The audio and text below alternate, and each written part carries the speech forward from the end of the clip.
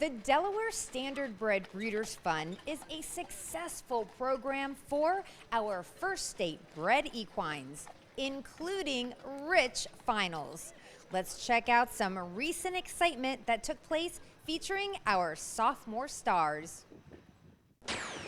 These 4 DSBF races were hosted on Governor's Day at Harrington Raceway during the Delaware State Fair, each with a purse of $110,000.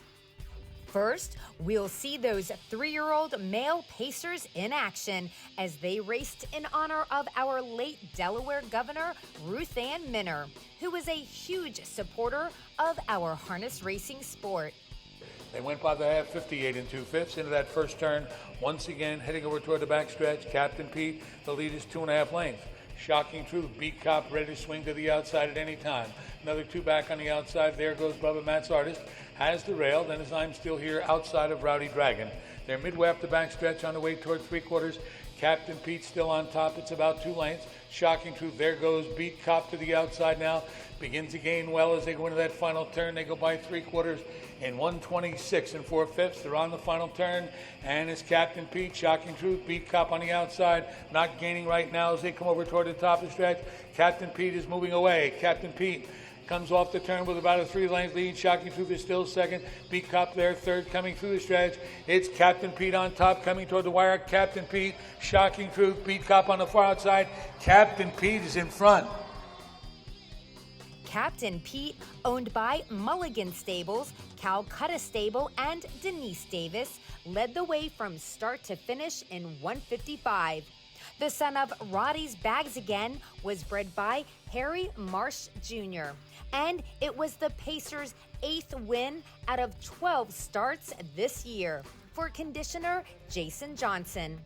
Let's send it to Assistant General Manager Matt Sparacino, who spoke with winning driver Allan Davis after the race. Tell us about Captain Pete. He's been so talented right from his first start. He's won 8 of 12. Lifetime trainer Jason Johnson took over duties several months back. Has done quite well. He's still learning. He's a really fast horse. He's just learning. He don't know what he's doing. You know, hot dogs by himself. He probably trained down a lot by himself. And well, he's still learning. And I'm learning with him. He's learning to win, that's for sure. Win number 8 lifetime for Captain Pete. Allan Davis, congratulations, and to all the connections of Captain Pete.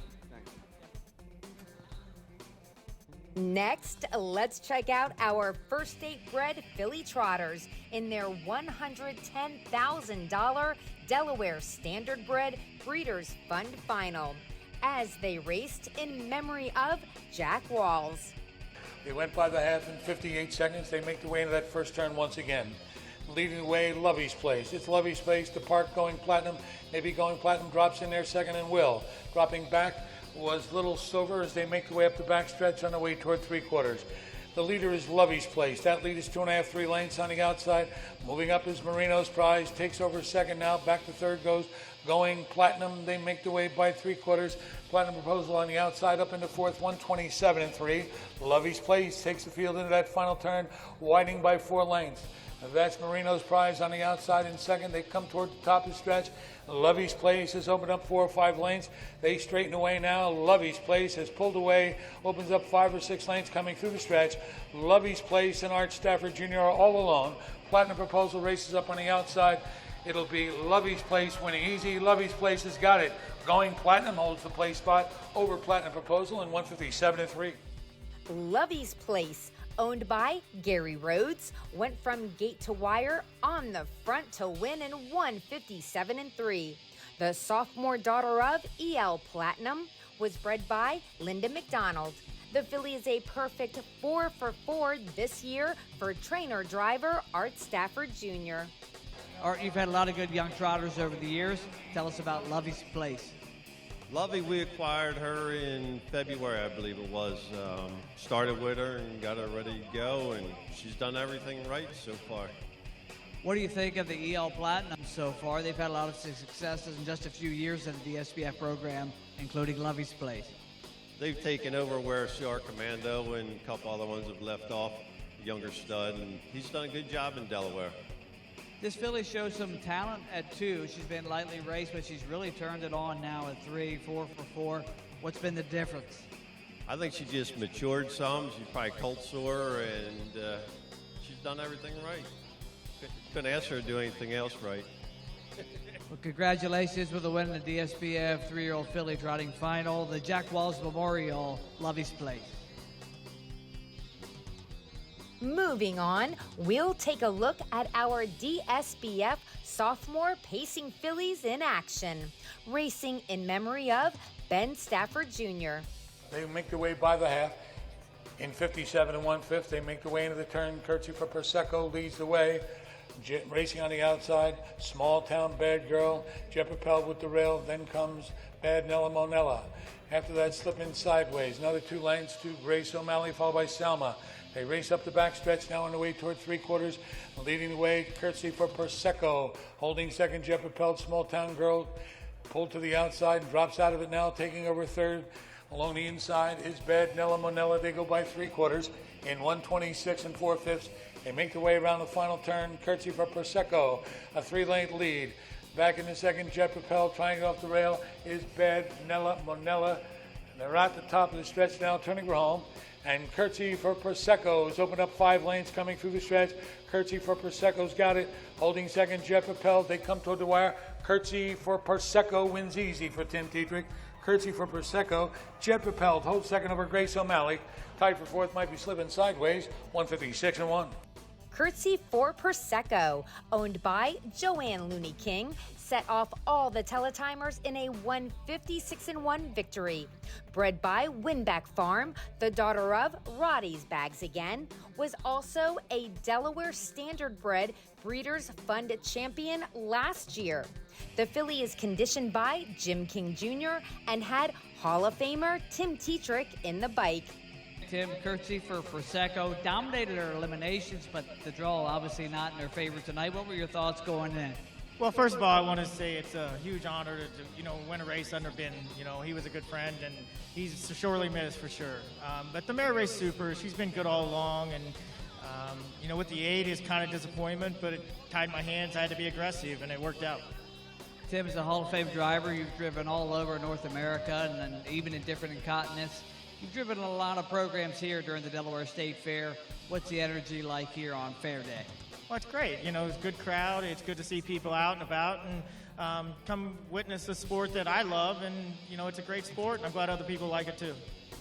Probably also helps to drive for a good friend of yours, a trainer, Jim King Jr., who we'll get to momentarily as well. Oh, he makes my job a lot easier. He's always got them rigged. Their drive's good. And, when the money's down, Jimmy shows up. Jimmy, you've got a long list of fillies that have had success in the program. Tell us about this one. Well, this was kind of nice. She had a sister that was really special. She's not her, but she's okay. She's a pretty good girl. She's going to allow us to go back to the sale. And obviously going into this with the draw, what were your thoughts as far as the trip? Well, I'm pretty sure that my job was done and Timmy was going to do his. Tell us about her schedule for the rest of the year. Is it just to go ahead and do the stakes in the fall, winter season at Ballystone? Well, she's won so many races that I don't have classes for, so she'll just race in the Delaware races. Well, Jimmy, congratulations on another Delaware Standardbred Breeders Fund win here during the Delaware State Fair. Continued success. Thank you, Matt.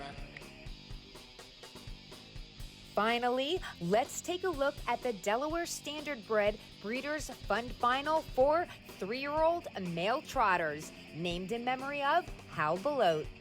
They continue on the turn, heading over toward the backstretch. LG's Jackson, LG's Bluestone coming up on the outside. Toward the rail, Royal Beep Beep. Pretty 2 races 4th. Down along the inside, dropping back just a bit, was Works Like a Charm. Another 2 lengths to Jet Sam.